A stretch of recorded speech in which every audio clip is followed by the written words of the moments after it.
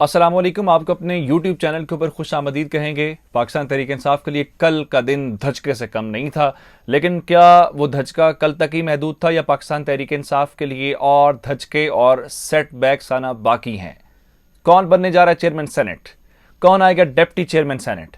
और इसके साथ क्या पाकिस्तान तहरीक इंसाफ, जिसने गो के कल सबसे ज्यादा नशिस्तें हासिल की हैं, उसके बावजूद तहरीक इंसाफ की क्या मुश्किलात कम हुई हैं या बढ़ गई हैं?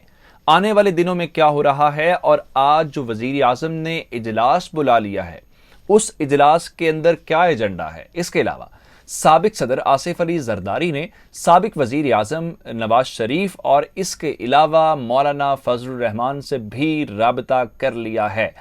और जरदारी साहब जोड़ तोड़ के माहिर हैं, नामुमकिन को मुमकिन बनाते हैं, उन्हें मुफाहमत का बादशाह कहा जाता है। क्या कोई नया पत्ता है, कोई नई चाल चलने वाले हैं? ये मुकम्मल कहानी आपको बतानी है। आपको बताएं कि जो इंतखाबी नताइज सामने आए हैं, पहले उसके मुताबिक आपके सामने पार्टी पोजीशन रखेंगे, उसके बाद आपको असल मामलात के ऊपर के क्या फैसला हो गया है, क्या होने जा रहा है, इसके मुतालिक अपडेट करेंगे।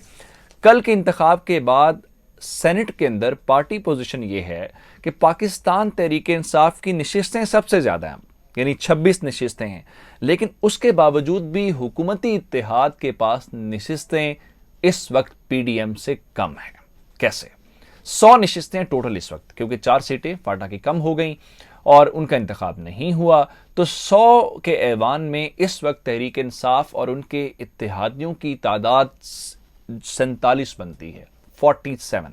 47 के अंदर 26 पाकिस्तान तहरीक इंसाफ की नशिस्तें हैं और इसके अलावा बलूचिस्तान अवामी पार्टी के पास 13 नशिस्तें हैं, एमकेएम के पास 3 हैं और काफ लीग के पास 1 नशिस्त है, फंक्शन लीग के पास 1 है और इसके अलावा 4 आज़ाद ऐसे अरकान हैं जो हुकूमती इत्तेहाद का हिस्सा है। मुकाबले में है पीडीएम के अंदर पाकिस्तान पीपल्स पार्टी की सबसे ज्यादा 20 नशिस्तें हैं और दूसरे लेवल के ऊपर चल के मुस्लिम लीग नून के पास 18 नशिस्तें हैं और जेयूआई के पास 5 नशिस्तें हैं, अवामी नेशनल पार्टी के पास 2 हैं, नेशनल पार्टी के पास 2 हैं, पश्तूनख्वा मैप के पास 2 हैं, Balochistan national party mangle group के पास 3 हैं और आजाद रुकन भी 1 है। इनको सामने रख के 2 काम होने जा रहे हैं। एक मुकाबला पीडीएम वर्सेस हुकूमत है और दूसरा मुकाबला पीडीएम के दरमियान होने जा रहा है।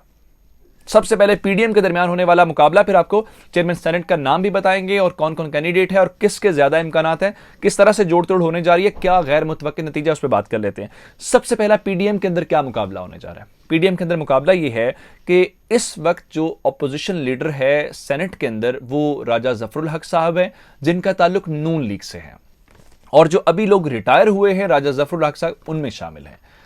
इसका मतलब यह है कि अपोजिशन लीडर की नई सीट भी आनी है और अब चूंकि पीपल्स पार्टी जो है वो अक्सरियत में है, तो जाहिरी बात है ये सीट अब नून लीग के पास नहीं रहेगी। तो क्या नून लीग पाकिस्तान पीपल्स पार्टी को इस बात के ऊपर मनाएगी कि आप ये नशिस्त हमारे ऊपर या हमारे साथ ही रहने दीजिए, या फिर पाकिस्तान पीपल्स पार्टी इनसे भी ये नशिस्त वापस ले लेगी? एक और मामला, ये तो यहां खत्म हो गया। दूसरे लेवल के ऊपर चेयरमैन और डिप्टी चेयरमैन सेनेट का इंतखाब होना है और यह खुफिया बैलेटिंग के जरिए होना है, यह शो ऑफ हैंड्स के जरिए नहीं होना। यह बिल्कुल उसी तरह से जैसे कल इंतखाब हुआ था और उस इंतखाब के अंदर सीक्रेट बैलेटिंग इस्तेमाल हुई, यहां पे भी वही फार्मूला लगना है। तो अब जनाब आज वजीर आजम इमरान खान ने इजलास तलब कर लिया है जिसके अंदर वो अरकान को एतमाद में लेंगे और उन्होंने आज ऐवान से भी एतमाद का वोट लेना है। इसके अलावा और जो मामलात इस वक्त हमारे सामने हैं वो ये है कि हमजा शहबाज कह रहे थे कि जो कल सेनेट के अंदर हुआ है वो आवाम के जज्बात की तर्जुमानी है। वजीर आजम ने जहां इजलास बुलाया है तो जोड़ तोड़ के माहिर आसिफ अली जरदारी भी मुतहरिक हैं। आसिफ अली जरदारी ने एक कॉल मिलाई है लंदन में और एक कॉल उन्होंने की है फजलुर रहमान से और इशारतन चेयरमैन सेनेट के हवाले से इत्तेफाक हुआ है, बातचीत हुई है और बिलावल भुट्टो जरदारी भी सिग्नल दे चुके हैं। अब कहानी यह है कि जनाब आली चेयरमैन सेनेट अगर फिर लफ्ज इस्तेमाल कर रहा हूं, अगर आ गया पीडीएम का, हुकूमत के साथ होगा क्या? हुकूमत का साथ हाथ हो जाएगा और मामला यह होगा कि आप सेनेट का ऐवान अपनी मर्जी से नहीं चला सकेंगे।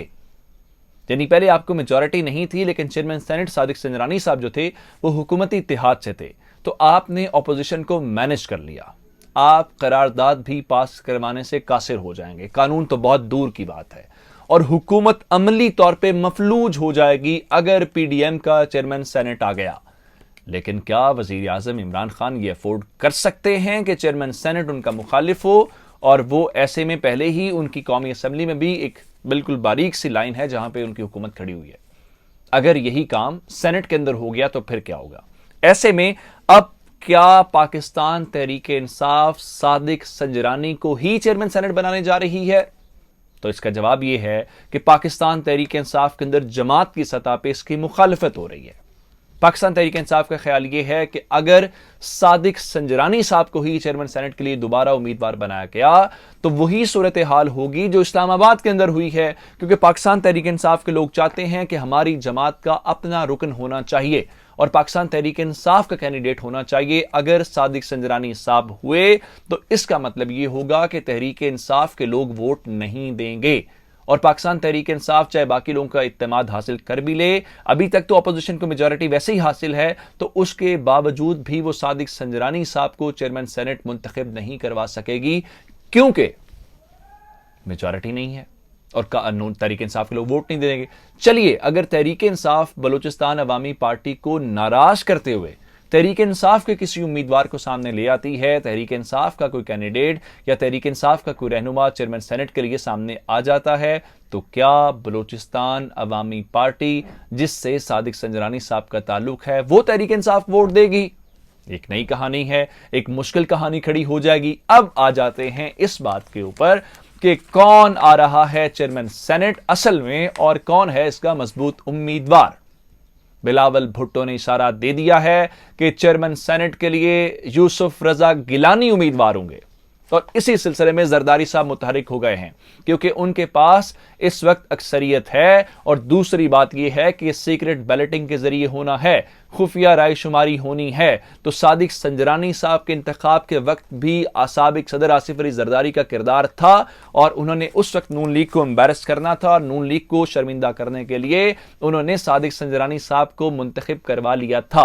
अब क्या यूसुफ रजा गिलानी जो मुश्तरका उम्मीदवार थे पीडीएम के, क्या वो चेयरमैन सेनेट के लिए भी पीडीएम के मुश्तरका उम्मीदवार होंगे? और जिस वजीर आजम को डिस्क्वालीफाई करवाने के लिए नून लीग अदालत में गई थी, क्या नून लीग नवाज शरीफ की जमात इस वक्त वजीर आजम इमरान खान को शिकस्त देने के लिए, उनको दबाव में लाने के लिए क्या इस सिलसिले में जो यूसुफ रजा गिलानी साहब हैं उनकी मदद करेंगे? चलिए, अगर पाकिस्तान पीपल्स पार्टी से यूसुफ रजा गिलानी चेयरमैन सेनेट बन जाते हैं तो फिर डिप्टी चेयरमैन सेनेट कौन होगा?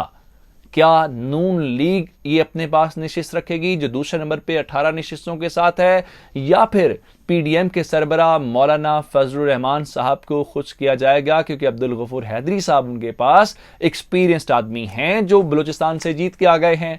तो ये मामला है, बड़ी दिलचस्प सूरत हाल है, लेकिन अब तक के मामलात की हद तक इस वक्त तक यूसुफ रजा गिलानी के ऊपर इत्तेफाक हुआ है और यूसुफ रजा गिलानी को सामने लाया गया है। हो सकता है ये फैसला तब्दील हो जाए, लेकिन फिलहाल तक स्ट्रॉन्ग कैंडिडेट कौन है? वो यूसुफ रजा गिलानी साहब हैं। और अगर सीक्रेट बैलेट होती है, आसिफ जरदारी इसमें अपना जोर लगाते हैं, तो इसका मतलब यह होगा कि उसी ऐवान के अंदर जिनको डिस्क्वालीफाई करवाया था नून लीग ने, उनको वोट देंगे, उनको वोट देके चेयरमैन सेनेट का इंतखाब होगा। तो यह है कहानी जो इस्लामाबाद के अंदर चल रही है। पाकिस्तान तहरीक इंसाफ अपनी सफ़ें जो है वो तरतीब दे रही है और वजीर आजम साहब ने इजलास बुला लिया है, लेकिन क्या फैसला होता है आज हमें थोड़ा सा इंतजार करना पड़ेगा। जाते जाते हमारा यूट्यूब चैनल जरूर सब्सक्राइब कीजिए और बेल आइकॉन के ऊपर क्लिक कीजिए। आपकी समातों का बहुत शुक्रिया।